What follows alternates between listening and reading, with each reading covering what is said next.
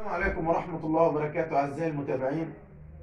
كلمناكم في الفيديو اللي فات عن المشاكل اللي بتواجه العقارات والمشاكل اللي بتواجه أي واحد مشتري شيء وبعد ما اشتراه صاحب البيع أو اللي باع توفى، وقلنا إن الورثة ممكن يطلعوا لك ويقول لك إن أنا ما مورثنا ما باعش، ويطعنوا بالتزوير على التوقيع، وقلنا هيروح ابحاث التزييف والتزوير، وقلنا ان ممكن ان هم يجيبوا توقيعات مش توقيعات المتوفي.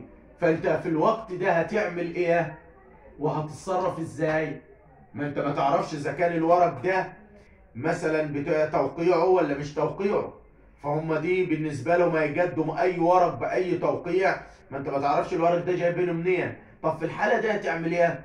في الحالة دي انت بتحضر معاهم قدام الخبير وبتطعن بالتزوير على المحررات اللي هم مقدمينها والورق اللي هم مقدمينه، واطلب إحالة القضية للجنة ثلاثية.